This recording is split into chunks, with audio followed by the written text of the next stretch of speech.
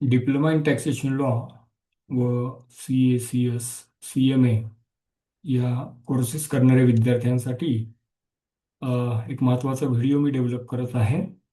टॉपिकचं नाव आहे बिझनेस और profession, a discussion on important section. हे महत्त्वाचे सेक्शन PGBP या टॉपिकमधले मी यामध्ये कव्हर अप करणार आहे. So section 44AA this talks about compulsory maintenance of the books of accounts. So books of accounts section 44A as per income tax act compulsorily कोणी maintain करायला पाहिजे बरं ते आपण जाणून घेऊयात. So who are required to maintain the books of accounts? The very first question comes in your mind. So professionals notified by the CBDT, Central Board of Direct Taxes, and other on fulfillment of the certain conditions, they need to maintain the required number of books of account as per the Income Tax Act. So professionals notified by the CBDT and others, other may include any other businessman. Okay. So next, professional notified by CBDT means what? So professionals include legal, medical, engineering, architectural profession, or accountancy, or technical consultancy, or interior designer, or decorator, or any other profession notified by the CBDT. So CBDT may notify certain professions which may be included under section 44AA of the Income Tax Act for maintenance of the compulsory maintenance of the books of accounts. So जो legal sector में काम करने वाले advocate हैं उनको भी books of accounts maintain करने जरूरी होंगे. मेडिकल फील्ड में काम करने वाले डॉक्टर्स जो हैं उनको भी बुक्स ऑफ अकाउंट्स मेंटेन करने हैं. उसी तरह इंजीनियर, आर्किटेक्ट, अकाउंटेंसी प्रोफेशन में जो काम करने वाले हैं उन लोगों को सबको बुक्स ऑफ अकाउंट्स मेंटेन करने होंगे. उसी तरीके से टेक्निकल कंसल्टेंसी सर्विसेज में जो इन्वॉल्व होंगे, इंटीरियर डेकोरेशन के सर्विसेज में जो इन्वॉल्व होंगे, ऐसे जो भी बिजनेसमैन है उन सभी को books of accounts as per income tax act क्या करने पड़ेंगे? मेंटेन करने पड़ेंगे. सो नोटिफाइड प्रोफेशन में और क्या क्या आता है सर? सो ऑथराइज रिप्रेजेंटेटिव, ये जो अलग अलग बिजनेसमैन हैं या सर्विस प्रोवाइडर जो है, जो अलग अलग प्रोफेशन के अंदर सर्विसेज प्रोवाइड कर रहे हैं, उनके ऑथराइज रिप्रेजेंटेटिव भी उसके अंदर सम्मिलित हो जाएंगे. उसके अलावा film artist, company secretary and people who are involved in information technology work, they will be required to maintain a proper set of books of accounts as directed and notified by the CBDT under section 44AA. So let's talk about this section further. ठीक है. सो देखते हैं question number 3 जो है या point number 3 जो है वो क्या बोलता है. So when are the professional required to maintain the books of accounts as per rule F?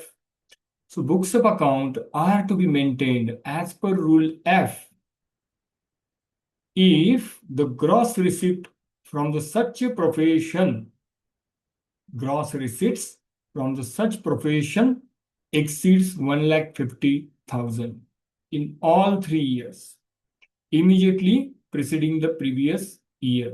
जो पिछला साल है उसके पिछले 3 साल पहले अगर आपका बिजनेस प्रोफेशन का ग्रॉस रिसिप्ट्स 1.5 लाख के अगर ऊपर जा रहा है तो आपको बुक्स ऑफ अकाउंट्स मेंटेन करने होंगे अंडर रूल 6F. ठीक है. और is likely to exceed 1,50,000 during the current previous year if the profession is newly set up. So in case of new business क्या करेंगे? हम लोग नए बिजनेस के बारे में ये देखेंगे कि पिछले साल में अगर ये बिजनेस शुरू हुआ है तो इसका ग्रास रिसिप्ट 1,50,000 के ऊपर जा रहा है क्या? अगर जा रहा है तो ऐसे न्यू बिजनेसमैन को books of accounts as per rule 6F maintain करने होंगे. बिजनेसमैन मतलब professionals, those who are providing some services. Don't take my word as a businessman as it is here. ठीक है. सो अगला पॉइंट जो है वो देखते हैं. What are the books of accounts that are prescribed under the rule 6F? कौन से बुक्स ऑफ अकाउंट मेंटेन करने होंगे ऐसे प्रोफेशन में जो लोग इन्वॉल्व है, जो ऊपर प्रिस्क्राइब किए हुए हैं, नोटिफाई किए हुए हैं सीबीडीटी ने. So books of accounts are prescribe under rule 6F are as follows. The first of all, cash book, which you know what is actually the cash book, आप अकाउंट्स में पढ़ चुके हो. जर्नल, ई books are maintain on a mercantile basis. Mercantile basis means you understand what is mercantile basis, ये हम लोग accounts में पढ़ चुके हैं. ठीक है. सो लेजर भी रखना होगा. उसके अलावा carbon copies of, please understand this is very important, carbon copies of bill issued for the maintaining, sorry, for the amount exceeding ₹25. 25 रुपए के ऊपर अगर कोई बिल आप दे रहे हो तो उसका कार्बन कॉपी आपको मेंटेन करना होगा. ठीक है. So apart from that, original bills, vouchers in respect of expenditure exceeding ₹50. So these are the minimum requirement कि जो आपको फुलफिल करने होंगे. आपके पास कैश बुक तो होना ही चाहिए, जर्नल होना चाहिए, लेजर होना चाहिए, कार्बन कॉपीज होने चाहिए बिल्स के. उसके अलावा आपके पास होने चाहिए अलग अलग एक्सपेंडिचर के वाउचर्स. उसका जो लिमिट है वो आपको ख्याल में रखना होगा और एग्जाम में लिखना भी होगा. ठीक है. सो आगे क्या दिया है ये देखिए आप. आगे दे रखा है इन लोगों ने कि in case of, in case where the person is carrying on a medical profession, अगर कोई मेडिकल प्रोफेशन पे काम कर रहा है, डॉक्टर है, एमबीबीएस है, एमडीए वगैरह जो भी अलग अलग तरीके के डॉक्टर होते हैं. सो अगर इस तरीके के कोई डॉक्टर है जो मेडिकल प्रोफेशन में जो काम कर रहे हैं, in addition to above books of accounts, ऊपर वाले बुक्स ऑफ अकाउंट्स जो प्रिस्क्राइब किए वो तो मेंटेन करने ही होंगे. उसके अलावा daily case register they have to maintain, कि कितने पेशेंट आए, कब आए, और जो भी बाकी पेशेंट्स के रिलेटेड डिटेल होंगे, case, daily case register that has to be maintained by each and every doctor who is practicing as a medical professional. Apart from that, inventory register, जो भी मेडिसिन जो होते हैं ना हॉस्पिटल में या क्लिनिक में उपयोग में आते हैं, उसका इन्वेंटरी मतलब स्टॉक रजिस्टर इनको रखना होगा. ठीक है. तो अगला पॉइंट देखते हैं हम क्या है. सो प्लेसेस, कहाँ रखेंगे भाई ये बुक्स ऑफ अकाउंट्स, कहीं तो रखने होंगे.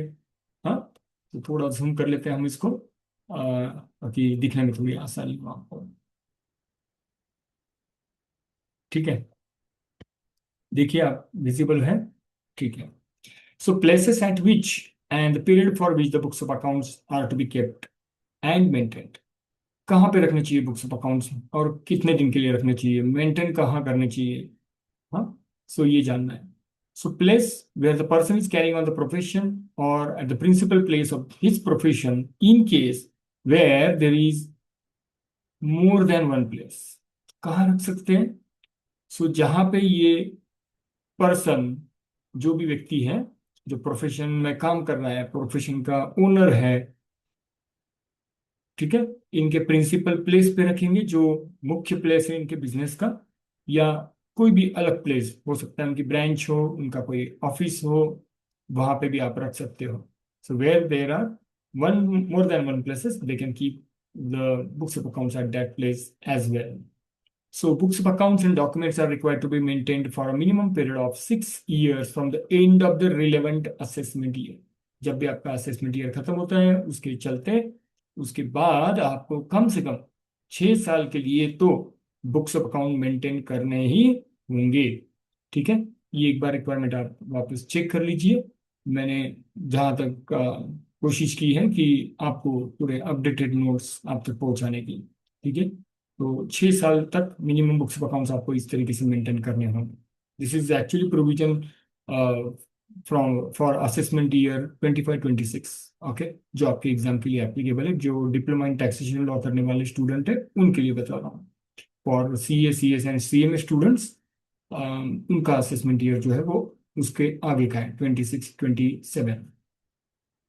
सो when other assessee oblique business require to maintain books, जो बाकी जो एसएससी है प्रोफेशन नहीं करने वाले हैं, जो बिजनेस करने वाले हैं, ऐसे एसएससी को बुक्स ऑफ अकाउंट मेंटेन करने होंगी क्या. Yes. So please try to understand where the turnover और the gross receipts exceed ₹10 lakh in any one out of the 3 years immediately preceding the previous year. तो जहाँ पे भी ऐसे बिजनेसमैन हैं या जो अदर कैटेगरी वाले बिजनेसमैन हैं अदर कैटेगरी मतलब जो प्रोफेशन में इन्वॉल्व नहीं है, जिनका कोई प्रोफेशन नहीं है, जो लोग प्योरली बिजनेसमैन है। तो इनका अगर 10 लाख के ऊपर किसी भी साल में, पिछले 3 सालों में अगर टर्नओवर या ग्रॉस रिसीट एक्सीड हो जाता है, 10 लाख से ज्यादा हो जाता है, तो ऐसे लोगों को बुक्स ऑफ अकाउंट्स मेंटेन करने होंगे। या हो सकता है ऐसे भी कोई बिजनेसमैन होंगे कि जिनका टर्नओवर अभी 10 लाख नहीं हुआ है, पर आने वाले टाइम में न्यूली बिजनेस के केस में, है ना, न्यूली सेटअप बिजनेस के केस में, प्रीवियस करंट ईयर में, पिछले साल में एग्जैक्टली 10 लाख के ऊपर टर्नओवर हो चुका है।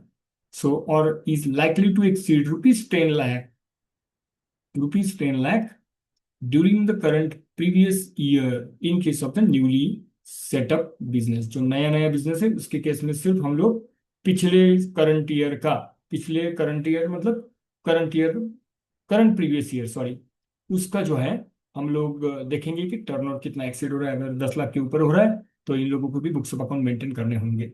ठीक है, तो चलिए अगले पेज पे चलते हैं और कोशिश करते हैं कि लास्ट जो पार्ट है इसका समझने की। Where the income from such business exceed ₹1,20,000 in any one out of 3 years immediately preceding the previous year, or is likely to exceed 1,20,000 during the current previous year in case of newly setup business. कभी कभी ऐसा भी हो सकता है कि भाई income ऊपर टर्नओवर क्राइटेरिया, आप अगर ढंग से देखेंगे तो पता चलेगा ऊपर टर्नओवर या ग्रॉस रिसीट की बात चल रही है और नीचे हम लोग इनकम की बात कर रहे हैं।